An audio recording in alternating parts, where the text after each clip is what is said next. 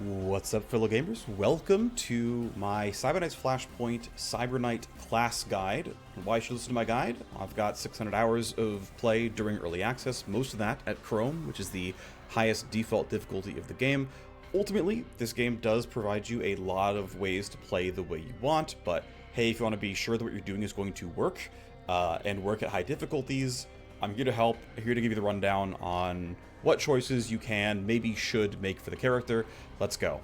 So first things first, by playing a Cyberknight, you've got to actually generate the character yourself. You can just kind of follow through on the templates, but ultimately there are choices to make for yourself. To know what a Cyberknight does, keep in mind that you can freely multi-class and functionally spend 0 points in the Cyberknight class itself.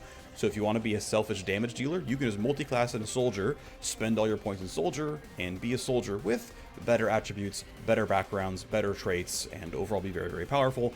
But if you do play a solo class Cyberknight, it is generally a jack of all trades. It is generally fairly supportive as a team leader.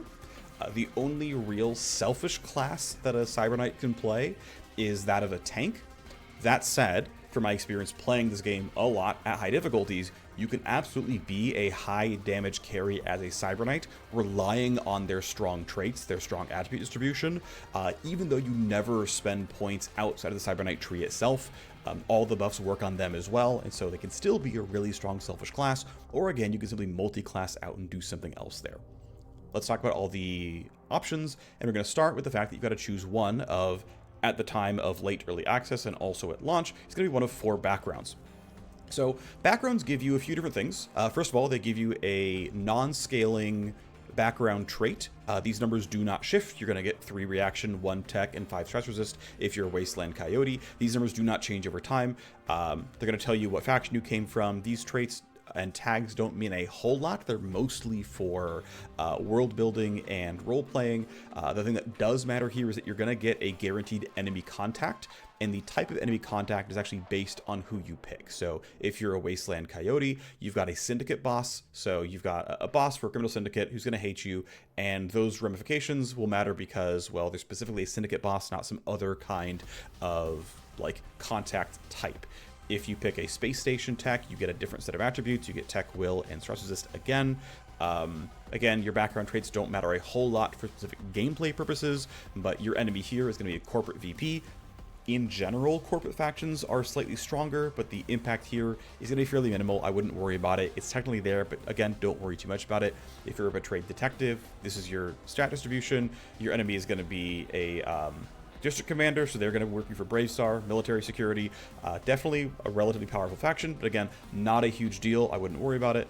Dockyard Smuggler comes in with what I would say is actually probably the best stat distribution, but again, really minor, doesn't scale up, so this is like heavily overshadowed by everything else you could possibly do. But technically, if you really want to min-max every single stat, Dockyard may just slightly be the strongest starting background you can go for.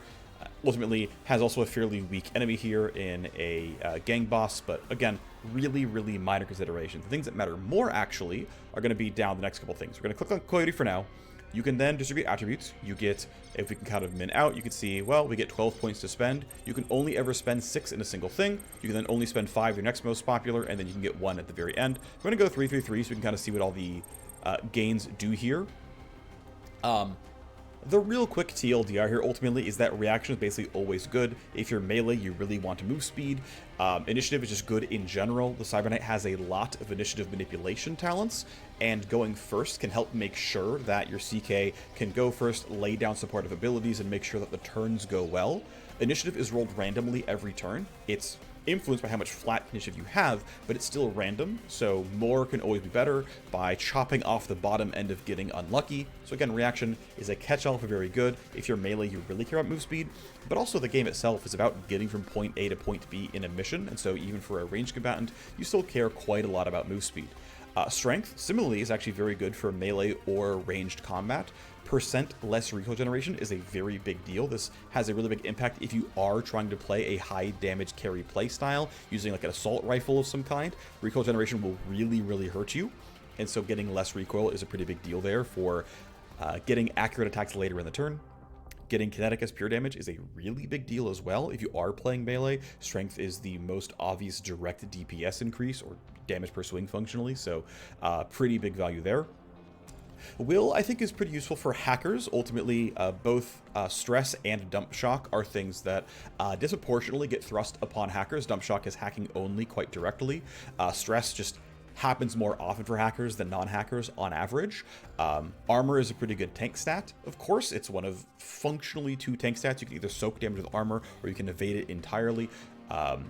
The special thing about built-in armor is every single damage type in the game has to get through built-in armor, so it is unshreddable, it is unmitigatable, it is actually pretty strong for that, but it's also pretty slow going, right? It's not that easy to get a lot of will, so you can't really build around this too easily. The final thing is tech. Tech is great. Base crit damage is 1.5x, but there are a lot of weapon types with bonus crit damage. A lot of stealth-typed weapons are, as well as the fact that it's actually relatively easy to print a bunch of flat crit damage onto your character or onto your weapons, and so crit can be a really, really good damage multiplier with investment. Also, if you are going to be a highly invested hacker and you get more points here, you can see that this can give you Matrix AP, this can give you Cybernetic armor. These both matter as well. These just can be truly relevant. Tech is the core stat of a hacker, and you can start the game multiclassing your Cybernetic as a hacker, so ultimately, look, they all have some value. Reaction is good on everybody, strength is good on combatants, tech is best in slot on hackers. Mix and match how you want. We're just going to leave the points here for now and move forward. The other thing the background matters for is picking your traits. There's a lot to look at right now, we'll break it down. The right-hand side is available to every single Cybernetic, no matter what background you pick. These same 5 are always available, but the 3 on the left are based on your background. The thing to know about traits is that they can, basically what you're seeing here is the level 1 version of the trait. The level 4, which is the cap version of the trait, is roughly double the power, sometimes a little bit more, of the level 1 trait. That's the quick catch-all. Usually you go from 2 attribute points to 5, but the other stuff here tends to roughly double. It's a good enough rule of thumb to like, oh, what I'm doing here is going to be roughly twice as good. Phantom Guide, just again, generally pretty awesome. Reaction is going to, as we saw earlier, give move speed, give initiative. It's going to give more move speed here. This is really, really strong. If you're playing melee, you definitely want to be getting into range of your opponents pretty constantly. So pretty good value there. It's not a big damage printer, but not having to spend action points getting into range is going to make it easier to then deal more damage once you are in range already. Move detection radius is helpful for stealth. Keep in mind, though, that unless you get this in a lot more places, you cannot simply walk up to an enemy without getting heard, without getting, I think, 2, 3, or maybe even 4 versions of this. So you're not really going to get that much innately, at least in melee combat, but it will help you sneak around guards. You'd be surprised how often this actually comes into effect. And so a really pretty good, like, generically strong, every class wants move speed, every class wants initiative. Like, this is a really good trait. Relentless Tracker is a really, really good damage trait as well. Your teammates having bonus legwork chance, very good overall. What's legwork? Don't worry about it. It's good to have bonus chance here. But tech is crit chance is crit chance.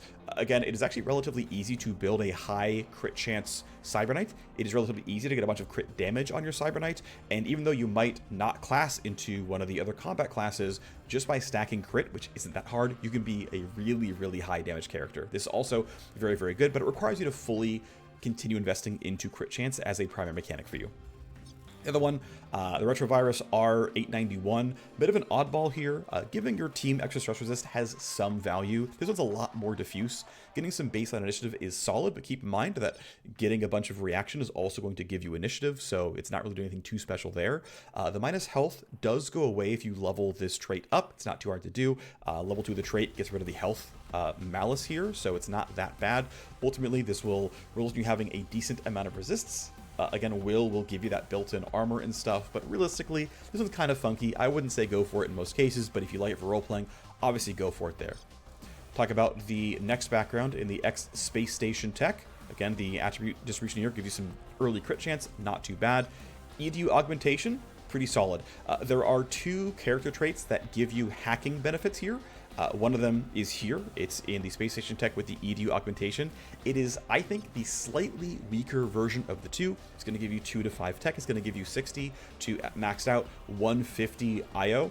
IO is one of the 2 big limiters I mean, there are 3 functionally, but it's one of the 2 big ones. Limiters on how much hacking you can do in an individual turn. In the early game, IO is pretty precious.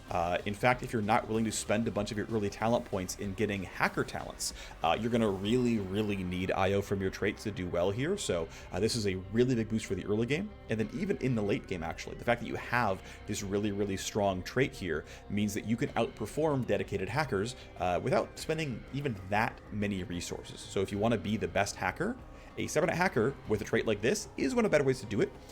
That said, I find it to be very reasonable to bring dedicated hackers with the team. Team size is 4. Spending one of those slots on a hacker I think is totally fine, and you can instead make your Cybernetic a much better combatant. Still up to you though. You can be totally successful playing a CK hacker, but not my preferred play style. Off-world Parents gives you a really good attribute spread. Reaction and Tech are very good attributes. It's a solid amount of health, 20 to 50 based on how it levels up. Flat Initiative, a pretty good trait as well. Again, I think getting a bunch of initiative is useful. I don't think it's the best stat in the game, but it is a very good stat overall. This is a very solid, all-around, just like good trait overall. Not much to say. It's spread out amongst a bunch of places, but they're all good. The R&D Mech Pilot is very clearly a damage focused trait here, and it's specifically a late game damage focused trait. So drones are not very common, especially in the early game. Drones are the strongest enemies in the game, but they are locked behind being late game. So accuracy versus drones, damage versus drones, like those will matter, but they will matter much later on. My experience with this game has been that player power scales faster than enemy power, so even if drones do come in late game, you will often be very, very powerful by the time that comes in, and so picking a late game focused trait doesn't really seem needed because you'll usually be strong enough anyway. Still though, if you want to feel really cool at killing the strongest late game enemies, this will do that for you. Armor Shred matters much earlier on in the game. Armor Shred is a great stat. It is incredibly hard to get this stat. Everything else you can kind of get. It's not that hard to cap out accuracy. It's not that hard to get a ton of damage mods and kill stuff. It's not that hard to get crit chance through tech or other means. And in fact, you're going to get this anyway. Armor Shred is incredibly scarce, and it's especially hard to get with quiet weapons. But this is flat on every hit of any weapon you use. It is one of the only ways to shred with a basic silence pistol. This is good. This is a very useful stat. You will run into heavily armored enemies relatively early on. You run into them even more often late game. Again, this is a pretty scaling trait. It is quite good. It gives you things you can't get in other places. Looking now at the Betrayed Detective background, acceptable stat spread here with Will and Tech. Nothing too much to write about here. Again, attributes. I want to say overall attributes are a relatively low importance source of power. Other things matter a whole lot more. So don't worry too much about this. Don't even worry too much about your opening attribute spread. This is not that big of a deal, at least especially in the late game. Early game it matters a little bit. You can be happy that you got a good spread, but again, don't worry too much about it. So the 3 background traits for a Betrayed Detective. Number 1 is Determined Hound. It's bonus legwork for your team, which is the exact same as the one you get from the Relentless Tracker from the Coyote background. Will is okay. Initiative is, again, quite good. But again, I find the upgrades here to be fairly diffuse, and you can kind of get them in better places elsewhere, so not my favorite background. Lasting Injury is pretty interesting. This bonus HP scales up to a flat 100. The strength goes up to a full +5. Keep in mind that strength gives you wound resistance, so you're kind of unwinding some of the negative wound res here. The XP gain scales up as well, and so if you're looking to get as many trait points as possible, hey, bonus XP gain is certainly pretty nice. I don't think it's a huge deal. I don't think XP gain is a very big deal overall, just the way that levels and XP scales with the game. You're just not going to get that much out of this, so I would generally say that outside of getting a lot of health, which is valuable, and is one of the only ways to stack a bunch of health in your backgrounds here, if you're not going for the health, I would generally say, nah. If you're not playing a tank build, where you're trying to stack a bunch of HP, I would say skip on Lasting Injuries, but if you are playing a tank build, it's one of the only ways to get a lot of health, so sure. Court Peacekeeper, though, really incredible for generic damage. Of course, it locks you into using a basic assault rifle. That said, assault rifles are, I would say, the overall strongest weapon class in the game. It is a bunch of accuracy. It's going to scale up to 10%, if I recall correctly. The ballistic damage here is going to scale up upwards of 20%. It is really good. It's really powerful. You're going to enjoy this a good amount. This is strong. This is really useful. It's a good attribute spread. It's a good set of traits here. If you're looking for a strong combatant, yes, you're locked in using an AR, or at least ranged weaponry to get the ballistic damage here. You can switch out, of course, and just not get the accuracy bonus. This is really strong for that one. Final background for early launch and the end of early access is the Dockyard Smuggler. I mentioned earlier this arguably is the strongest overall background. There's a lot of really good stuff here, so let's get into it. First thing, Cutthroat Fighter is really amazing. Reaction and strength are generically great overall attributes. You're going to get a combination of 5 total, 3 reaction, 2 strength at level 4 here. Crit chance is really good. It's going to scale up quite nicely. 18% crit chance on the cap. The big one, though, is 100% flat crit damage. You're going to take your crit damage from 1.5x to 2.5x. That is a really big deal. That is a huge amount of power. That is a huge amount of damage. You can find ways to stack the crit chance and just deal absolutely absurd amounts of damage that pretty much just overcap what anyone else could possibly do. If you want to then go and spec into another talent tree like the soldier or the sniper to stack more crit chance to get more damage upgrades, yep, this, if you want to be a damage printer, this is, I think, and it's not close, the trait that you would take. This is the damage printer trait. You have to further invest into the crit chance to make it worthwhile. You've got to level up the trait to get it to level 4. That's not that hard to do, but this is a lot of damage. It is a lot of power. This thing is amazing.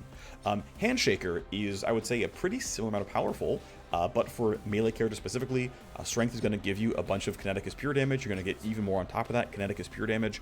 A quick rule of thumb is that every 1% of kinetic extra pure is roughly 2% more damage. It's not always quite that, but it's kind of close enough. So if you cap out something like Handshaker, you're getting, combined with the strength, 23% kinetic as extra pure. That is functionally like 45% more damage, while also giving you 10% accuracy here, a solid 50 health to make sure you're not going down in a fight too easily. This is a really, really solid melee trait. It comes combined with, again, a good attribute spread, a good base background. This is a really, really good one for melee damage overall. And then finally, we have the second and only other obvious hacking-based initial trait. I think the overall spread here is truly amazing. It's 2 to 5 tech, just like the one from the space station tech background. The free IO here, instead of being 60 to 150, it is 80 to 200, so strictly better there as well. And the extra benefit here is plus duration when jamming security devices from the Matrix. This is really useful. It is not always going to come into play. It's not going to happen every single mission where it's going to matter, but you get basically an eternity. Plus 2 turns makes you basically take these things down for an incredibly long time, and it's just, don't worry about it. These things are going to be down for basically forever. You can kind of run the map. It's a nice peace of mind. So again, if you want to play a Cyberknight hacker multi-class, you can do so. It will be very powerful. It will be more powerful than your hacker would be, but it requires spending the talent points that you could have spent on the Cyberknight, which you may not want to. I personally don't like doing it, but if you want to play it, this is a really good look for it. Now, next thing to talk about, though, is his right-hand side column here. Let's talk about it. Yeah, you can print up to 5 strength and 100 HP with Reinforced Spine. You can get 100 HP from your Betrayed Detective background. You get 100 HP from Reinforced Spine. We'll talk later about Cyberknights. You get even more HP there. You can have an absurd amount of health on a Cyberknight. And I want to point out that the two sort of mid to long-term downsides of taking damage, which, as you've seen, are stress and wounds, right? We look at these backgrounds and we're like, yeah, you have wound resist, you have stress resist. What is wound? What is stress? Those come through from taking damage, but it's always based on a percent of your max health. So the more max health you have, the fewer wounds you take, the less stress you take, because you are less likely to take a sufficient percent of your max HP, and thus never even make the roll, let alone have to resist it. So if you stack a bunch of health, you can take damage, take no stress, take no wounds, and have full uptime. Stress is a pretty low value, I would say, like low importance, not terribly scary downside. It can stack up pretty quickly. It's easier to take stress than take wounds, but stress is also pretty easy to shake off. Wounds are mandatory downtime. If your character is wounded, they cannot go on missions for like 2 to 12 days based on how much they were wounded. And some missions require your Cyberknight. They are an instant fail if your CK can't go on it. So if you want to play really risk averse and make sure your CK can go on everything, you can totally stack health. It is viable. You can play some kind of very tanky build, never take wounds, or functionally never take wounds. And, you know, Reinforced Spine can be a totally valuable part of that one. Next one, though, is Deep Wire. Deep Wire is a really good generic talent. As I mentioned a couple times, move speed is just a good overall attribute, talent, trait, whatever to have. You've got to get from point A to point B in almost every mission type you play. It is very easy to make an incredibly fast Cyberknight by taking things like Phantom Guide with move speed and reaction and putting attributes into reaction and taking a trait that gives more move speed. This will level up and give you more move speed. You can be a blur every turn. You can get to like 80% bonus move speed, which is really silly. It means that the amount of distance you can cover per action point is absurd. You can get across the entire map in a single turn if you stack enough action points and move speed. You can get some really silly things here. Deep Wire is obviously your best source of move speed in this trait.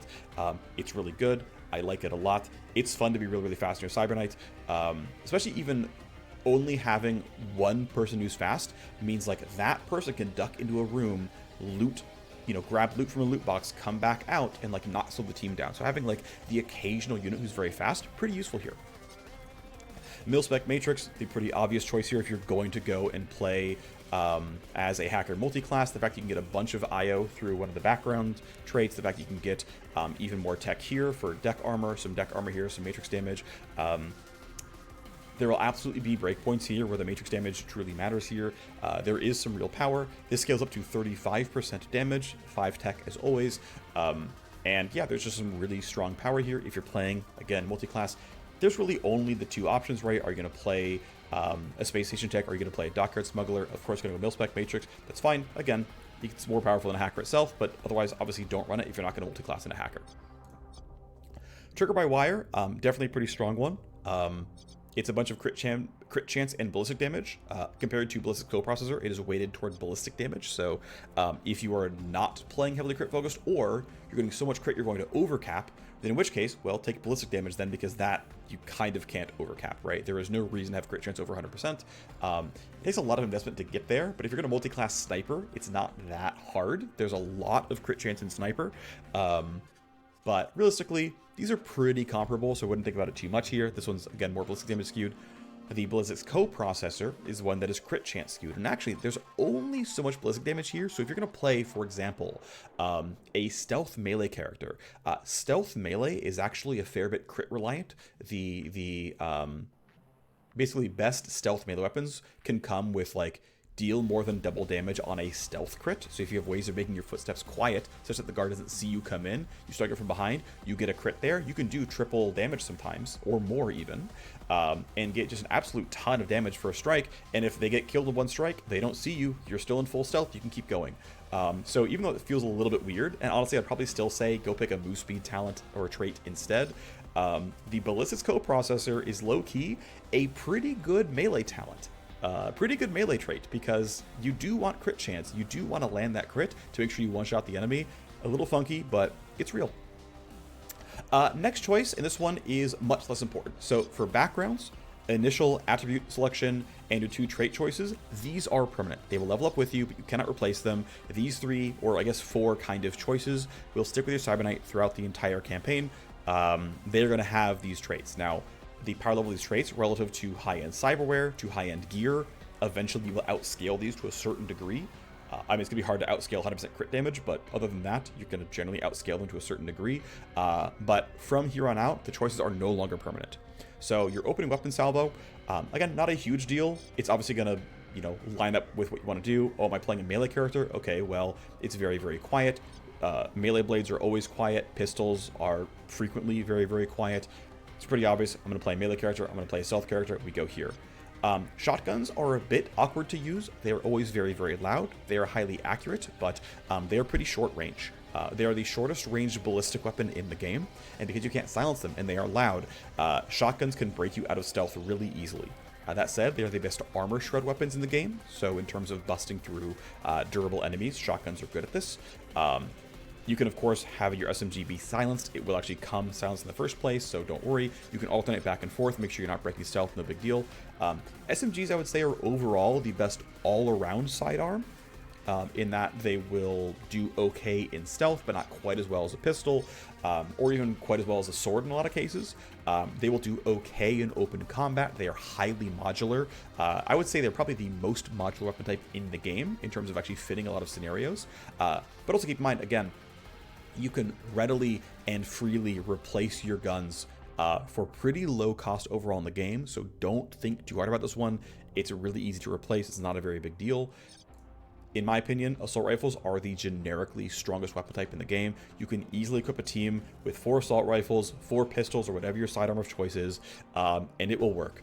They have good range, less than only sniper rifles. They have pretty good damage. They are good at single target. They are they're not the absolute best, but they're pretty good at full auto or effect damage here. They're just good. They are overall like second or third best at everything, which makes them probably the best overall weapon in my opinion. This is, if you're like, I don't know what I really want to do, I don't really understand the game rules yet, great. Grab an AR, you're going to be fine, don't worry about it. And my preferred playstyle, I really like pistol secondaries. They're good at remaining stealth. Also, by the way, pistols do have stealth crit damage on them. So if you did go for a crit chance build, and by the way, slant blades also have stealth crit damage on them. So if you did go for a crit focused build, going for one of these 2 pistol specs will let you use that crit damage and that crit chance right away. One of the final options here is the Street Scout, a sniper rifle going with SMG. Snipers also have crit damage and stealth crit damage on them. I forgot to mention that, but they do. So basically, any of these 3 has synergy with a crit build. It's really only the shotgun SMG that doesn't. But you're relying on your sniper rifle for this. You can buy a silencer for a sniper rifle. You can buy a silencer for an assault rifle as well. You gotta be a little bit careful with your sniper rifle choice. For the starting street cut, it's fine. Just buy a silencer and you're okay. But you can sometimes have kind of compact maps where the sniper is hard to use. Snipers are not accurate at short range. You'll get a very, very large accuracy penalty if you try to shoot at short range. So you will have to switch to your sidearm more reliably, more readily than other weapon types. But totally solid weapon type, totally reasonable. This is a totally viable way to play your character as well. There's other primary weapon types as well that aren't displayed here, but as far as your early choices, again, you can't really go wrong. You can easily buy new stuff. You can unequip and re-equip gear with your other characters or from the market, whatever. Again, not a permanent choice. Don't worry too much about this one. Next non-permanent choice is your choice of implanted cybernetic. So I mentioned you can get a bunch of health stacking. Dermal plating is one of them. You can get something like 110 bonus health at level 1, which is a pretty big deal. Base health is 200. So getting, plus 110 is a pretty big deal. Getting up to like plus 300 in a full build, not that unreasonable to get to. The minus move speed malice hurts a little bit here, but ultimately, if you want your Cybernetic to be tanky, to be able to withstand hits, dermal plating, completely reasonable. Ripping out cybernetics is 0 cost, 0 time. Implanting them costs money and costs mandatory downtime and typically generates stress. You can roll stress against it to not get that to happen to you, but generally speaking, it'll happen more often than not. So again, these choices are non-permanent. You can rip them out at literally no cost, but putting new ones in does take time, does take money. Max implants is 6, so hey, here's one of the 6.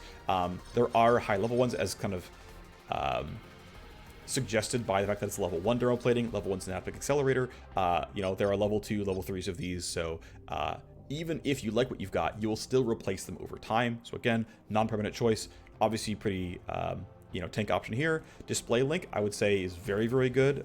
I do recommend crit builds and cybernetics quite a lot. I think they're very, very strong. There's a lot of places to stack crit chance, a lot of places to stack crit damage. Flat accuracy, a really good mod. It is relatively hard. It's not like super hard, but like bonus accuracy is not a super, super common trait or buff or whatever, so getting source of it where you can is kind of nice. It's not impossible to get more. You can easily accuracy cap if you take all the right talents on the right teammates, but in a lot of cases, getting accuracy is quite nice. Synaptic Accelerator, overall generically useful. Evasion is a flat reduction in chance to be hit. So if I have 25 evasion and you have a, let's say, 50% chance to hit me, 50 minus 25 is 25% chance to hit. That is a big deal. Cover bonuses, if I'm behind soft or hard cover, minus 25, minus 50% chance to hit, stacks additively with evasion, subtracts additively from how much chance that the enemies have. If you want to be some kind of evasion tank, this is pretty solid here. You use cover very well. The Cybernetic has some plus evasion and plus cover bonus talents there, so you can really kind of build into a play like that. It's really good. This is valuable. I still prefer going for a damage focused build myself. That is my own play style. It is completely reasonable to be kind of risk averse. Make sure you're going first, or make sure you're tanky, make sure you're evading. All very reasonable ways to play your character, but that's one of the options here. The final one is, as you can dance around the entire time, you can immediately multi-class into a hacker. if you took all the other backgrounds for plus Cybernetic armor, for plus IO while hacking, all the other stuff, of course, just grab the Matrix link. You've got your one choice of which of the two backgrounds you pick. You can do this later as well, by the way. You can choose none of those traits, grab a Synaptic Accelerator, and then later on go and put in a Matrix link. That is totally functional. You can do that. It is fine. I wouldn't worry about it too much. But ultimately, that is an option you can make for yourself. After that, you can see the starting talents of the hacker, or sorry, of the Cyberknights. But anyway, next thing to talk about is going to be specifically the actual talents of the Cyberknight. There are a lot of them. There's quite a bit to talk about. First things first, we're going to talk about the fact that they are broken up into various skill trees. These are purely cosmetic. The names don't technically matter. There's no like set bonuses or anything. The things to point out though is you have a bunch of individual talents that have individual powers, and you can upgrade them to either get them more frequently, getting more charges, get them more frequently by lowering the cooldown, make them easier to use by increasing the range, or making the things they actually do more powerful to give them new benefits here. Some of them can be really, really powerful, such as taking a regular talent and turning it into an AoE where it affects more than one person. Some of them can be adding entirely new features, such as suddenly reducing movement speed of enemies. In between these talents, you can get attribute nodes. In general, it's actually the second line that matters more than the first. One reaction is not that valuable. One initiative, generally speaking, going to be better overall. One strength is nice, 5 HP might be stronger. One tech gives one crit chance. Well, add another +2 crit chance on top of that one. So, generally speaking, it's actually worth sometimes reading the entire line here and saying, well, it's one strength, but what I'm really getting is more stuff on top that'll often be more powerful than the attribute itself. Generally speaking, an upgrade node on a talent is still more valuable than an attribute node next to it, but it's actually not as far away as you might think. So, first things first, let's talk about the opening talents you can get on a Cyberknight. And I recommend, for the most part, getting all 3 opening talents here. So Security Scramble takes down a security device. Pretty straightforward stuff there. Taking security devices down is useful. It helps your team stay in stealth. It keeps guards from kind of chasing you down. Pretty good stuff overall. Now, the Cyberknight is by far not the only class that can knock down security devices. So to me, I like when the Cyberknight is kind of a supportive element here, where I learn the trait, I learn the talent, I use it once every 4 turns or so, and that's good enough for me. If you want to invest into it, you can. At default, it turns things off for 2 turns, right? This and the next turn. You can make that and the next 2 turns. You can make it and the next 3 turns. You take both. So you can knock devices down for a total of 4 turns. You can get a second charge. You can drop the cooldown to 3. I will say the activation radius is a little bit short here. 18 to 24 is a measurable improvement here.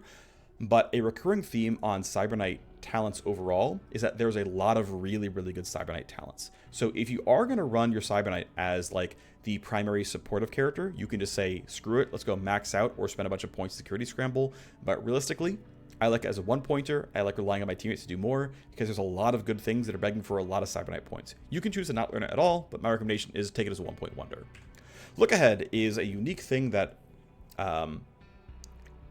more than just Cyberknight can do, but Cyberknight's best at it, which is actually predict the guard patrols of enemies. What this does under the hood is look into the guard AI and says, what are they going to try to do next turn? This can be overwritten if the security AI overall gives them new directions, but they don't want to do that off things that you have control over and will know are coming. The -2 initiative has a little bit of value here as well. Actually keeps it useful in combat situations as well. If someone's going ahead of your team by just a little bit, you can look ahead them, and even though there's going to be in combat with you, you can still make them go just behind someone else in your team. A little bit useful there. As far as the utility aspects considered, like scouting ahead and knowing what enemies are doing, I don't think the minus cooldown plus range or plus charge are really needed here. I think you get just enough that you need with the base talent. What you can go for though is an investment in these 2 nodes that give minus move speed to your opponents.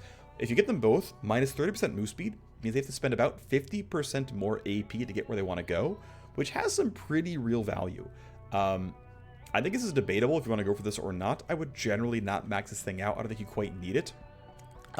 It can matter, don't get me wrong. Getting to use Lookahead more lets you really, really know what guards are doing and make sure you're going to be safe. But also, if you kind of watch the guards every turn, you can start to figure out the patrols anyway and not need too much more of Lookahead as you kind of progress farther and farther through any individual mission. As a 1-pointer, it's amazing. If you want to add the minus move speed to make it good in combat, that's a totally reasonable choice to make, especially at nerfing melee enemies who must close the gap to be useful. But ultimately, I think you can 1-point it and mostly move on. Next to the starter talents, Precomputed Advantage. I like this talent a lot. I think it's very, very good overall. The big thing here is as a clutch tool to mess with initiative. Initiative manipulation is like the sort of most important unique skill to learn when playing Cybernet's Flashpoint. It is really, really valuable. Figuring out who's going first, who needs to jump and get ahead of the line. Really, really valuable, really, really powerful, and Cyberknight is best at doing this. They have a ton of initiative manipulation tools. Precomputed is the like bread and butter. I pick you, you're going to go early. It's going to affect them on this turn and the next turn as well. So if you're like, oh, this turn's scary, I need my soldier to go, and you bump them, great, they're going first, they can do their job. They're also going to go first next turn as well, which is really valuable. That can just come in clutch in a lot of cases here. Getting +1 charge for that, sure. If you end up playing really spread out, I mean, you shouldn't need 35 meters here, but if you play really, really spread out, okay, fine. This can like save your bacon sometimes. Drop the cooldown to 3. It depends how often you need this. I think if you're taking a second charge and you're like really kind of churning through them, okay, fine, go invest in the extra stuff here. But otherwise, though, I will say that +8 initiative tends to be enough. So the extra +4, kind of low value. The other you can grab is +1 move point. Now, for me, again, talent points on the Cyberknight are really precious. Upgrade points are really precious. So oftentimes, I consider this one not really worth it because you've got other things you really want to grab. But if you're going to spend 1 AP yourself to cast this, giving that 1 AP back to someone else but giving them a move point can be pretty similar, and so this can help if you're really using it a lot and you've invested in the charge, you've invested in the cooldown, you're using this a lot. You should absolutely grab this because you will just end up printing enough movement points to be worth it overall.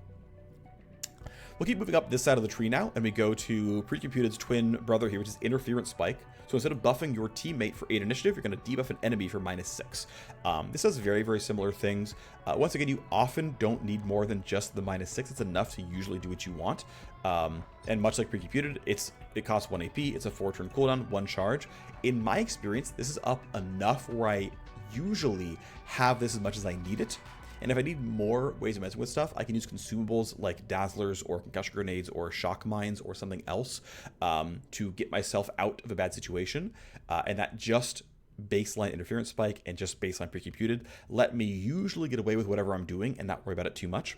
That said, there's a pretty strong synergy we'll talk about a little bit later with stacking -initiative tools, and we'll bring that up when we go to the other -initiative stuff. But if you do, then you might want to go ahead and cap this out and get -initiative, make it AoE, get -initiative here, and get a total of -11 in an area at a really long range with bonus charges and a low cooldown. In general, I recommend 1-pointing it, but if you're going to go for a -initiative build, then yeah, consider maxing this out and getting everything. Next up, though, is what I consider kind of the crown jewel of the Cyberknight. I don't know if it's actually the single strongest talent in the class, but it's really, really, really good. If you 1-point Tactical Surge, you're going to print 2 action points on every single person on your team every 6 turns. Average mission duration is roughly 10 turns. You're going to get this twice, no problem.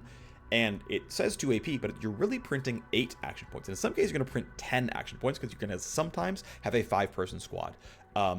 Printing 10 AP every 6 turns is really, really, really good. As a 1-point wonder, you're functionally printing 1 AP per turn, which is truly ludicrous. Very few things in the game are as strong as print 1 AP per turn. This is incredible. It is really, really, really good as a 1-pointer. You can grab it and feel great about it. This thing is very, very strong. It's so strong that I recommend fully maxing it out because you can sometimes play spread out, and since it's hitting everybody, right? If one person's a straggler, they're missing the 2 action points. You should probably give them that. And so I think the range is decent. Really, why you're getting those to drop the cooldown from 6 turns to 4. Giving you an extra 1, sometimes 2 uses per mission is a huge amount of extra action points printed. Yeah, the investment is much bigger than the single point, to learn this thing, but level points are relatively cheap by comparison. In that, right, I'm level 22 in this character. My cap of talents is 9, but I can spend 36 points. I can spend functionally 4 upgrade points per talent and, be at equilibrium here. So, there's quite a bit of space here. But the real benefit is, okay, 3 initiative, kind of whatever. It's worth spending the 2 points here to get +1 move point as well, right? So base Tactical Surge is going to print 8 action points every 6 turns. Totally reasonable. Very, very, very good talent. You cap it out, which, yeah, costs you a lot more talent points, sure. But now you're going to print 12 action points every 4 turns, which means you're printing 3 AP a turn. That's worth you spending 6 more points to cap this out. That's really, really, really good. very few things have that kind of rate of return. Yes, you can one point it. It's very, very good at a one pointer. It is also very, very good capped out. This is incredible. It is a big surge in power.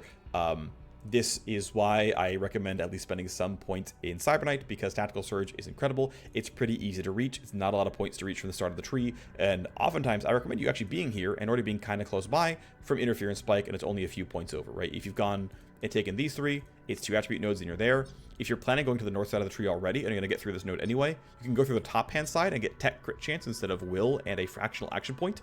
Fractional AP doesn't matter. The game always rounds down in, well, it rounds down in 99% of situations. So until you can get 1.0 AP, this doesn't have text on it. So I would generally recommend, if you're going to go to the top side of the tree, path through the top here. It's a very minor optimization, but it is real. And yeah, 1 point or cap Tactical Surge. Going up to the top half here, we're going to go ahead and look at Downer next. So Interference Spike and Downer are cousins in some capacity. If you are getting a critical hit, now this is the only on-crit effect in Cybernetic. There are other classes that have on-crit effects as well. There are other classes that can give you crit chance. You can freely multi-class. Anyone can be in 2 classes at a time. Many of the classes do not require any special training. You just simply snap your fingers and you're in that secondary class as well. This is why I quite like playing a crit-focused Cybernetic. Downer is a pretty good talent overall. Now the base talent is kind of mediocre. The radius on trigger here is pretty small. It's whoever you're critting. If you get a reinforcement wave, they're going to be within 6 meters, no problem. But it's relatively difficult to have multiple enemies in a 6 meter radius, so baseline Downer is kind of mediocre. The person that you're shooting, well, you already shot them, so you canceled Overwatch, but the people around them, they might be in Overwatch. It's a little bit uncommon. -10 evasion on the guy you already crit. Well, they're already going to be kind of low, but at least the follow-up damage is going to be a little bit easier. -2 initiative might not matter that much because you're probably killing them already, but it's fine. It's okay. It's here. It's all right, right? You don't have control over it. It's kind of just okay. But the big benefit is getting these 2 range nodes where you can increase the radius to 18 meters. That is guaranteed to catch like 4 or 5 guards per crit. You will absolutely, if you get both these radius nodes, get a lot of guards in that one. So now, oh, this guard over here has my other teammate in Overwatch and I can't get to him. It's okay. Shoot a guy relatively near them. Hope you get a crit and you knock the guy out of Overwatch. That's kind of the edge case scenario for this talent, but it is good. The real benefit, though, is capping it out, and it's only 5 points, not that expensive.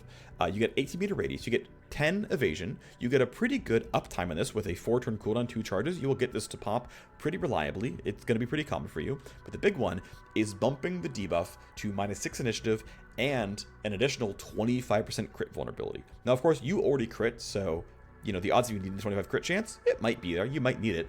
But the nice thing is, right, the other people are also debuffed with this. They're going to be debuffed for your teammates to make use of the minus evasion, minus crit chance. And it's a very, very large area, -6 initiative. If you take Interference Spike and you cap it out, you get -1 here to 7, and -4 here, which will put you at 11 total. So this is, right, -6. This is -11. That is a very large amount. That is -17. Lookahead gives you -2. You can get -19 initiative. Now, the reason that matters is not only do you want to go first, but if you bring someone's initiative below 1, they skip their turn. Now, for basic reinforcements, they're usually going to come in between like 7 and 12 initiative, which means that just Interference Spike and Downer can probably cover that. In fact, just Interference Spike can sometimes cover that, no problem. And even the small AoE radius here at 6 is going to be enough. You can probably say, oh, I said reinforcements. They have to be nearby. Interference Spike, skip your first turn. That's pretty good. But getting the other +2 from Lookahead and plus 6 here from Downer means you can take regular guards, and in a lot of contexts, they will have 19 or lower initiative, and you can take an entire group of guards. Now, to be fair, this 6 meter radius here is pretty small, and Downer at 6 and Lookahead at 2 is just not going to be enough in most cases, but you trigger Downer on a big group, and you're like, okay, I found some guards who are down to like 10 or something. You swoop in with Interference Spike, and you go, hey, you two, skip your turn. That's pretty good, right? It's not quite as good as a full stun because they can still report the security AI, but that can be a worthwhile combo to chase down if you're playing a crit-heavy Cybernetic who can trigger Downer pretty reliably, and you have the points to spend to bump Interference Spike and bump Downer.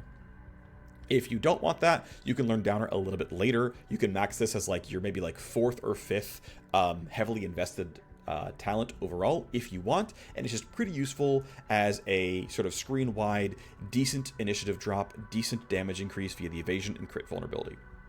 Next up is Sync. So we've talked about dropping your opponents down and making them go really, really late. Sync lets your team go early. As you may have seen, Cybernetic has a lot of selfish initiative buffing background traits. You can combo that with Sync and be like, my initiative is high, my team's initiative is high. The big thing here is it costs 0 AP to use. Now the base cooldown of 6 turns is pretty long. You can invest in getting down to 3.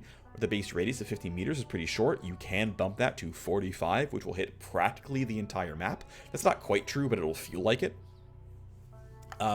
I still find this to be a little bit weaker than the other Cyberknight talents, but if you want to go for a play style where like my CK goes first, I'm going to self-cast Precomputed so that I go first all the time. 3-turn cooldown, 2 charges, works on this turn, works on next turn. It's going to carry forward a ton. You can have your CK go first a lot, and no matter what my teammates are doing, no matter what kind of danger they are in, we pop Sync. They are going right behind me. We are always going first. This can absolutely be clutch in combat scenarios, but the thing to be worried about, and the concern I have, is there are so many good Cyberknight talents that I personally never find the space to learn Sync. I'm not going to say it's bad. I'm just going to say it's fighting a lot of other very good talents. My recommendation, if you're like truly power gaming, is you can skip Sync and grab power elsewhere, but it's not a bad talent. Now, speaking of good talents, Rewind is incredible. This to me is like, I think in actual practice, the truly strongest talent in the game, because Rewind is 6 talents at once. It is really, really, really good. Now, initially, just at baseline, 15-meter range, a little bit short. 1 action point cost, hurts a little bit there. 6-turn cooldown means you're getting 1, maybe 2 per map, and maybe not even when you need it. But holy crap, +1 charge to some other person's entire talent pool. Really, really, really, really big deal. This is incredibly powerful, incredibly useful. Holy moly, is this talent good. It is rules-breaking levels of good. It is amazing. Keep in mind, there's other classes with talents like I print 3 AP next turn. That's one of their 9 talents. The next talent says, I'm going to deal double damage for 2 turns. That's one of their talents. The other talent says, I'm going to deal double damage for next shot.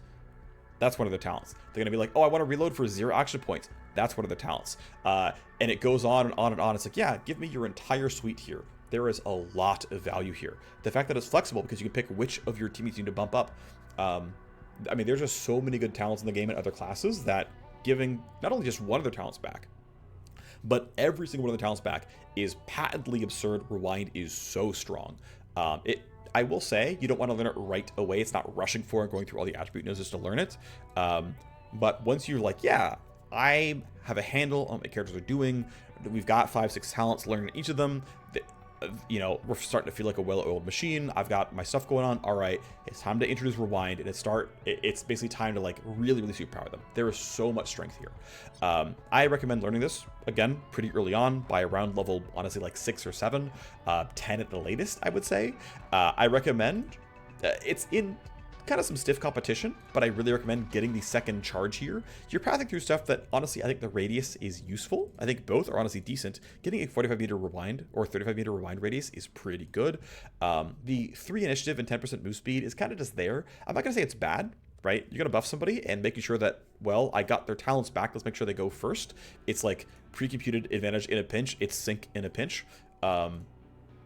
It's just like generically here, but the +1 charge ensures that you can use it for a greedy situation, just to like make one turn, a little bit easier, but it's also available when you really, really need it. And when you've got it this good and you're like printing move speed and initiative and it's a cast and you've got a second charge, dropping the cooldown to 4 means you're going to reliably get like 3 or 4 rewinds per mission. And that is a lot of power. You can start just burning through talents. And by the time you have the points to spend to actually cap this out, your teammates have additionally like 7, 8, 9 talent builds with 20, 30 points spent in significant upgrades. Yeah, you want to rewind those entire skill bars 4 times a mission. This is just a really great talent. It's really, really good as long as you have strong characters that you're willing to buff up. Again, I'll say it again. This is probably the strongest talent in the game. Atomic Stutter rivals that though. As I've said, Cybernetic has so many absolute banger strong talents. Atomic Stutter is amazing. I just love the left-hand side tree overall. There's just so much stuff here. So Atomic Stutter looks very simple. Hey, by the way, stun somebody in 12 meters. Now, 12 meters is really, really short. That is like shotgun radius. You are well within someone's Overwatch cone if you walk into 12 meters. You are right about at the range. I mean, you're well within the cone. They're going to see you. You're almost at footstep noise radius. 12 meters is short. Now, thankfully, you can bump it 22. 22 feels comfortable. 22 is outside of almost everyone's vision radius. It is not outside of most Overwatch cones. You still got to get around from the side. If you need to break Overwatch, you can take Interference Spike, take the bonus range, put it at 35 meters. This will beat most Overwatch cones, by the way. But for Stutter, you're not really using it as anti-Overwatch unless you're flanking. That is possible. It's doable. It can totally happen. But the real benefit is just you're stunning them. And you're stunning them till the end of next turn. And I want to kind of talk about exactly how this game handles turn order stuff. Because what this means is that it will stun them for the next 2 times they have actions. That might actually be 3 turns. If a guard has already ended their turn and you Atomic Stutter, they're stunned for this turn, but the game's not going to make you waste that. They're going to be stunned for this turn, they're going to be stunned for next turn, and the turn after that, it's going to guarantee that it stops them from moving and attacking twice. And if they've already moved and attacked this turn, you get this turn for free as well, which matters if they're already alert. If they're going to rat on you because they walked over, they patrolled, and they saw your people, maybe they even opened fire, who knows. If you stun them with Atomic Stutter, they cannot report to security A at the end of the turn. That gets completely just squashed because you stunned them. That's useful. Now, of course, on a 1 action point at a 12 meter radius and a 4 turn cooldown, that's, you know, a bail me out card, kind of like Interference Spike, kind of like Precomputed advantage. It's okay, it's there. Again, the range makes it a little bit tight here, but like it'll bail you out. Cool, pretty useful overall. But the investment makes this thing really, really incredible. Again, it's a totally reasonably good skill if you just have it as a 1-point wonder, and it's fine. You can spend your points elsewhere. It is a reasonable way to play the character. If you invest moderately, though, you get a lot of benefits. So you can drop the cooldown from 4 turns to 3 and then 2. A 2-turn cooldown, 2-turn stun. You can perma-stun guards. You can say, this guard scares me, and they can literally never act. It costs you 1 action point every 2 turns. Okay, it costs you 1/12 of your AP, but that guard is permanently out of the game. That's not horrible. For 1/12 of one of your 4 characters' AP, not a bad deal. Costs you the points to get here, but okay, fine. Again, I do recommend getting the range. There's just a huge quality of life difference between 12 and 22 meters. I think you're going to learn something at all. Probably spend the points to go to a 3-turn cooldown and get the range. You might even just learn these right away. These are pretty worthwhile to get. So you thought a 2-turn stun with a 2-turn cooldown is abusive? What about a 3-turn stun with a 2-turn cooldown? You can functionally perma-stun 1.5 guards with this. And I mean, with the radius like being pretty large, with the cooldown being short, you can start proactively being like, you know what? I'm just gonna run full tilt, leave 1 AP left. Oh, there's a guard nearby. I'm just gonna stun him. Who cares? And like you have a 1-turn downtime, and it's like, all right, well, I'll be chill for 1 more turn. All right, next turn comes up. I'm reckless. Oh, I found someone. Just stun him. Who cares? Only extremely high tier enemies can break out of stun. It is not typical for any of the baseline guards here. This you can just like, and again, they can't shoot back. They can't report on you. There's just a lot of fun stuff with Stutter. It's really, really strong. There's one more thing though, which is there's also debuffs. Not only can you just like stop them from moving, which is nice, you can cut their armor. For heavily armored enemies, for heavily tanky enemies, that's a problem for 2 reasons. Number 1, they're going to soak up a lot of AP from you to try to kill them, which means you have to like take a long time and sit here and shoot them and shoot them and shoot them. And shredding their armor is often very difficult or loud or unreliable, sometimes all 3. And additionally, if you don't kill them, 1, they can shoot back, 2, they can report on you. Well, if they're stunned, they can't report on you. Great. And again, this means that the guys you're going to stun are often going to be the tankier enemies who are hard to kill. You're like, oh, I'm in a bad situation. Well, who should I CC? Well, you should stun the guy that you can't kill and then kill the rest. Well, great. Well, the stun's going to last several turns, maybe even 3. Wouldn't it be nice if I cut their armor by a quarter? Armor reduction is multiplicative, so if they have, let's say, 80 armor and you have minus 25%, it brings it to 60% armor. Now, that's still double damage, going from, you know, take 20%, take 40%. Wow, this enemy takes double damage? That's a really, really good point. Yeah, it is. Atomic Stutter is a really good damage mod. You can also give it 25% crit vulnerability. That's not as good as minus 25% armor in most cases. Only against the lightest enemies is the crit chance actually better overall. But hey, Atomic Stutter can kind of set you up for a downer. right? If you want to make sure you debuff all the other enemies with even more crit vuln and minus evasion, you can have a sort of, I guess, soft combo of find somebody, stutter them, lay into them, trigger downer. Now the entire squad's easy to hit. Cool, that's a pretty solid combo there as well. Ultimately, these aren't super needed. You still can shred armor. You still can get through them. Obviously, this is a more expensive cooldown point than this one, so never learn this before you learn this guy. But yeah, Maxed Out Atomic Stutter is up basically all the time. It gives you a very, very large damage increase that your entire team can enjoy because you're debuffing the enemy, and you can reduce a lot of scary variants by stunning them. It's a great talent. I think you can learn it pretty early. I think you can invest in it pretty early. Let's go talk about the middle tree there. Lookahead, we talked about already. Let's talk about Steamroll. And so Steamroll I quite like. It's a passive talent, and the trigger is really, really easy. It's just kill a target. It is not hard to play, even if you're monoclassing Cyberknight, a damage-focused character, right? You can get a lot of good damaging background traits, things like that. You can give yourself a good cyborg, you can give yourself a good weapon. On kill, give your team about 10% more effectiveness. So 10% more damage, roughly. Make that 20% when hitting drones. Again, pretty rare, but late game and useful. And 10% move speed, so functionally your entire team is 10% better. So you kind of printed like 0.4 of a person for this turn, right? Because 10% of 4 people, you kind of printed 0.4 of a person. 0.4 of a person every 4 turns is, okay, you kind of, sort of, conditionally, but not really, kind of got a tenth of a person on your team. That's not a great way to think about it, to be honest. It's kind of wonky. But Steamroll, honestly, costs no AP, doesn't cost you a lot to get to. This node is fine. 2 crit chances is a pretty good, bump here. You're already probably getting Lookahead, so, pretty cheap to go up here and get Steamroll. It's fine. It's pretty good. I wouldn't get it before I learned Rewind and Atomic Stutter. I wouldn't get it before I learned Tactical Surge, but it's pretty good. What's nice though is bumping the radius to 35 means you are very, very likely to get your entire team in it. That's very useful. Drop the cooldown to 3. Sure, yeah, whatever, but like, again, this buff is only so good, so I don't really care. The reason to learn Steamroll is when you max it out.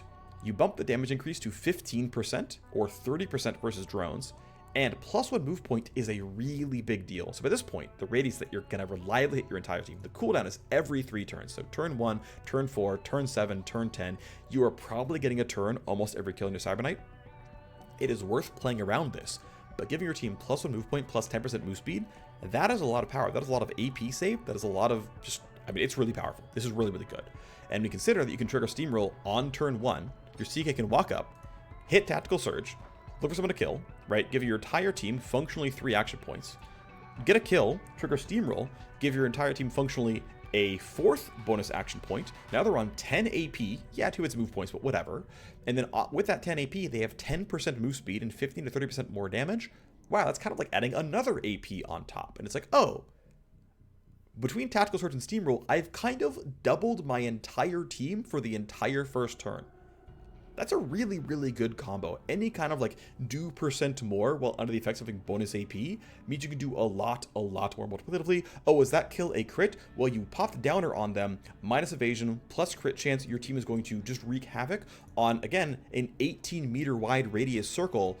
They're going to catch this stuff. They're going to be in range. Your whole team's going to get buffed. Like this sort of team-wide buff combo, these 3 basically, Steamroll plus Downer plus Tactical Surge, you can do a lot here. You can basically be a combat leader. And again, it's not hard to get good damage in a CK. Like that's enough. So this one is good. Again, I don't think it's quite as strong as Rewind. I don't know if you need to really max out Atomic Stutter, but Steamroll does really, really good things when comboed with other buffs like Tactical Surge. Next thing to talk about is centering. So we're now done with all of the, what I would say are the highly recommended, proactive, sort of offensively focused talents. We're now into the defensive and utility focused stuff for the rest of the tree. You can happily play a Cyberknight and like stop now and be like, I'm just gonna learn that stuff. That stuff looks great. That's me. That's all my A tier talents and S tier talents in the class. I think you can, if you're like, I want to know what else they do, absolutely. If you want to play a selfish Cyberknight that is playing as a tank, I don't personally play tank builds very much, but if you want to play a tank build, you're going to use centering. Centering is a truly amazing tank talent. If you want to make sure that your Cyberknight never has to be wounded, never has to take damage, and never is down for an important mission down the line, centering is for you.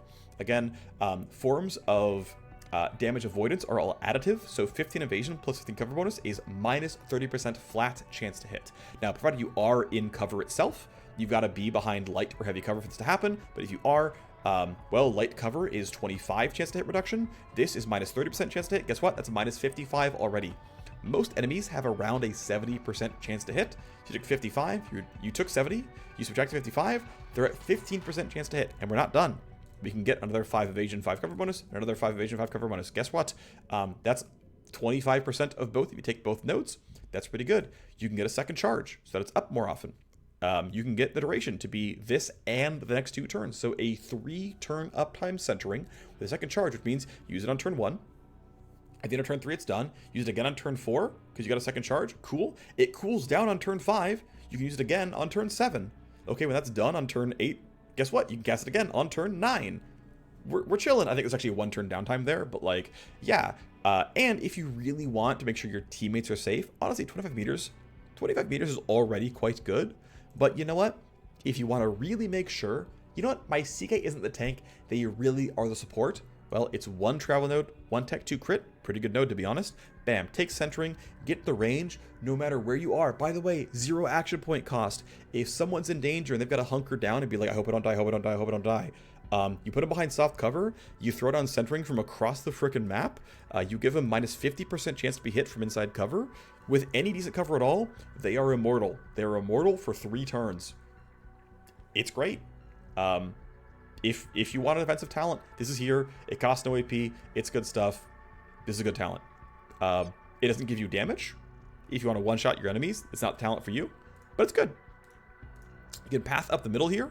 We'll start with Unflinching Stare. This one I think is truly one of the weaker, maybe even the single weakest Cybernetic talent. So after taking damage, debuff your attacker with minus accuracy. Again, I mentioned that their hit chance is going to be around 70%. Well, first of all, centering is proactive. It goes on anyone, and it's actually just kind of better generically in terms of how much mitigation it actually provides you. This you have to take damage first for it to happen, which is going to be kind of rare. Sure, it still costs 0 AP, but like meh. If you get the other benefit here, you can also lower your enemy's damage by 25%. I would still rather just not take damage at all by having my evasion and cover bonus be so high that I literally can't be hit. I just don't find this one to be that valuable. I think there are better tank talents. There are better tank talents in Cybernetic. So realistically, I think Unflinching Stare, even if you are playing a tank build, I would mostly skip this. Meanwhile, there's actually a pretty decent tank talent here in Stopgap. This one is still reactive as well. So there's basically 2 ways to be a tank. One is never get hit with high evasion, high cover.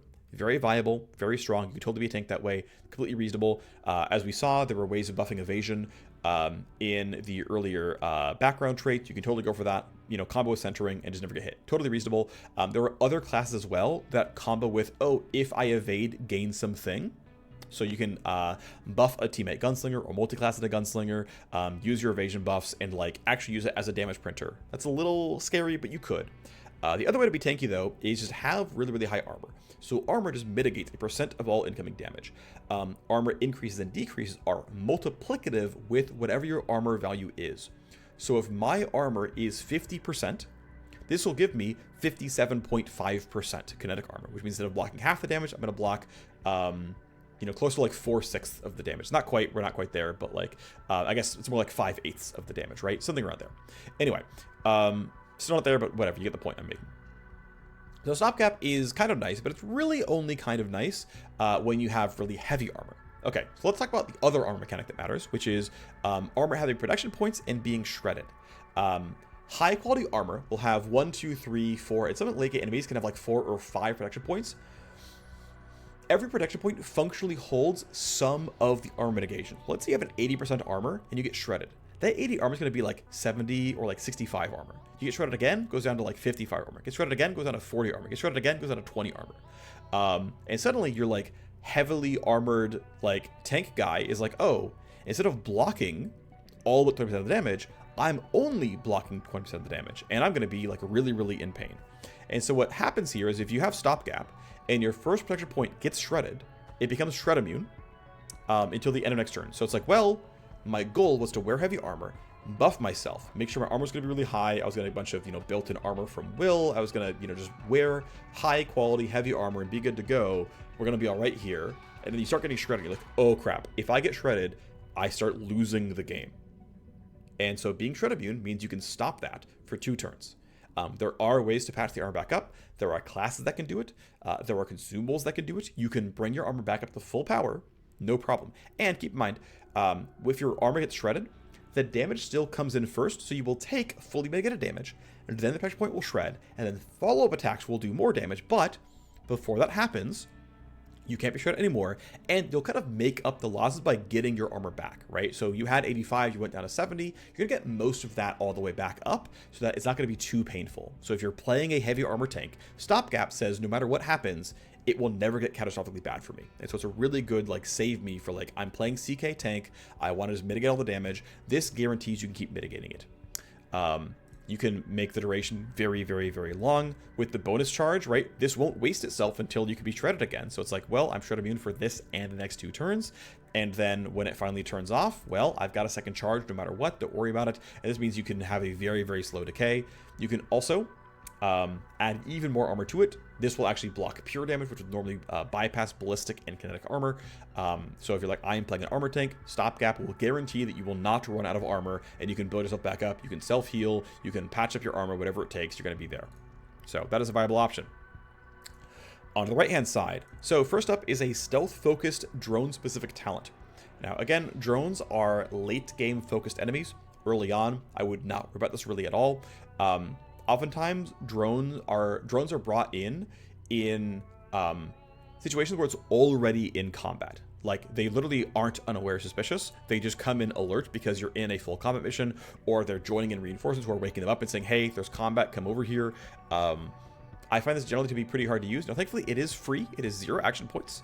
But realistically, there are so many good Cybernetic talents overall that are good even at one point, such as these, where eating up a talent point for Disentangle to me is absolutely not worth it. Now, later on, and they do have plans of adding more drones to the game over time, these will become more common, and really late game when you're like, well, I don't really need more talents, like I don't need any more of the stuff that I got right now. Okay, you can start thinking about Disentangle, but realistically, I think you would in most cases skip this. And look, late game, when you start playing the game more and you're like, you know what, as it turns out, I'm bringing in drones and their patrols are annoying, or their scouting units annoying, like, okay, cool, right? Especially because this game is going to have more content added over time. You can play really late game and have drones be more common, maybe, but as a starting talent, absolutely not. Don't learn this for a very long time. Next one up is Quantum Assault. So it's kind of a 0 AP talent. It requires attacking. So you've got to spend your 1, 2, or 3 AP to attack in the first place, and it has to hit, which means you either need to be melee, which is a guaranteed hit. You need to be at least 80% accuracy for any ranged weapon, or you're using specifically an SMG or an assault rifle in single target with 60 accuracy. These aren't that hard to hit, but you don't want to waste this talent and like have it do nothing, right?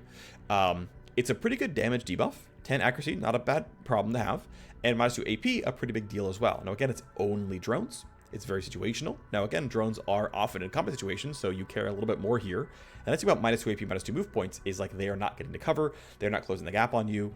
That said, most drones you run into have assault rifles, which means they're just in range of you back. Now if you're sniping, okay, you can kind of hit them from outside their attack range, and they can't close the gap on you. Okay, I buy that. You can also go for further investment here. You can bump the accuracy debuff to 20%. You can buff this to -3 AP, 3 move points. And the default AP configuration of most guards, though not all of them, is 4 AP, 2 move points. Now there are lots of ways they can add more AP on top and move points on top, so like this isn't overkill necessarily. But if they don't ever have more than 4 AP, this -1 AP right here is going to often render them unable to shoot their gun. Most guns cost 2 AP at least to shoot. That said, still, drones are not until late game. Usually the way player scaling works, you're going to outscale, or at least be close enough to on par that like, well, you know what, I'm just going to rely on Steamroll and Downer and Atomic Stutter and my really strong soldier talents of my teammate, and I'm going to remind them. And often you can just have really strong proactive tools that are good enough, and you don't need Quantum Assault. In a lot of cases, that can be true. So I would say in most cases I would skip it, but this does end up being a relatively useful combat talent if you are running into drones often enough. Next up is Cardio Jolt. Cardio Jolt is the third and final what I would consider actually pretty good tank talent here on Cyberknight. The way that damage works and bleeding out and dying works is you literally cannot be one-shot in this game. You can take 5,000 damage a single attack. It will reset you to a low amount of health, like 40, and say you're bleeding out. Now, in a lot of cases, you will bleed out below 0 health and actually die if you don't heal yourself at some point. What I say about Cardio Jolt is it does that for you right away. So you get surprised and you take a ton of damage, right? So If you had nothing, you had no passive talents, no nothing, it's possible you get crit and you get chunked down to 0 HP and you're bleeding out. And then another guard goes next turn and they shoot you and they kill you. Your character is dead if you don't make a death resist roll, which means they will like limp back into your like safe house at the end of the mission, but they're still out of the mission entirely. And if your CK dies, it actually dies. You've lost the game. It's actually truly over. You have to load a save, or if you're an Iron Man, you're dead. You're gone. So Cardio Jolt says, okay, I know I can't be one shot, but now I can't be two shot. And that can be really valuable, right? That can be really valuable to say like, hey, look, I wanted an extra insurance policy where my CK really can't die. Now, I will say most cards can do more than 60 damage in a shot. If you're playing heavy armor, that's not true. If you're playing a heavy armor Cyber Knight, they're going to do like 30 damage or less per shot, in which case 60 is going to be a pretty big heal. But if you're not playing a heavy armor Cyber Knight, 60 health is just enough to not be bleeding out, but you will go back into bleeding out next turn. Now, notably, you cannot get a second charge of Cardio Jolt. So you can only drop the cooldown to 4 turns, but you've used your Saving Grace, your Guardian Angel, once every 4 turns at most. Now, the nice thing is that after it happens, well, you get 4 initiative, you get 2 action points. Hey, the nice thing is that if they had gotten ahead of me in initiative, they had won the initiative, like, gambit, and they bleed me out, well, this pops, and the 4 initiative might just jump me to the front of the line, and I can jump in and be like, hang on, it's my turn. And in fact, if you really care about this, right, and you're like worried about dying, well, guess what? This node right here, 25 initiative, sorry, 25 evasion for the rest of the turn, means, okay, suddenly, right, okay, good chance you miss me. I might not go back into bleeding out, that's good. And initiative bump is +7. I'm now really likely to go to the front of the line. And if I had already ended my turn for this turn, well, I'm front of the line for next turn, probably. The 2 AP helps make sure that I can run away to safety or something, but this ends up being a really good save me. I would probably stop at these 2 at most. Cooldown going from 5 to 4, not that big of a deal. And realistically, the other 3 initiative going to 10 is usually not going to be enough to matter. And the 40 HP, again, I mentioned in a lot of cases, 60 healing is enough. The other 40 generally won't matter. Again, as a save me, Cardio Jolt 1, pretty reasonable. To help guarantee you don't go back down, spending 2 more, also very reasonable. If your CK is on the front lines, if they're worried about dying, it's a pretty good way to save yourself, make sure you're not going to be in danger. Final talent here is Ult-Pump. Now, Ult-Pump does look pretty exciting on the tin, but the warning here is if you want to use Ult-Pump as a proactive damage tool, you have to path really far to get to it. So if you don't care about Disentangle or Quantum Assault or Cardio Jolt, all you have is Security Scramble. 1, 2, 3, 4, 5 just to learn it. And if you learn it, it's 2 AP every 6 turns, right? Which, and to be fair, right, it's 2 AP for the remainder of the turns. You have 2 AP for 1 turn for every 6 turns, which means 1/3 of an action point per turn. It's 1/3 of an action point for 5 level points. That's not very good. There are other points that give you 0.1 AP per point. There's 1 here, 1 here, 1 here, 1 here. You can craft armor to give you more fractions. You can literally print more AP with these nodes than this by itself. Say, well, what about increase the duration? There's a duration node here. Yeah, you can spend 5 more points and increase the duration to 2 turns. Which now says, okay, well, I can spend 10 points and print 4 AP every 6 turns. Surely we're like almost good. Okay, well, I spent 10 points on 4 AP per 6 turns. That's still a worse, return on investment than 0.1 AP on all these random attribute nodes. Okay, well, we're not done. Of course, it does heal you. It does give you a crit chance, sure. But generally speaking, the other attributes riding on these nodes is going to outperform the crit chance stuff here. So it's still not worth it as a, on a comparative scale. It's not worth it compared to just, if you're getting Ult-Pump just for damage, just multi-class.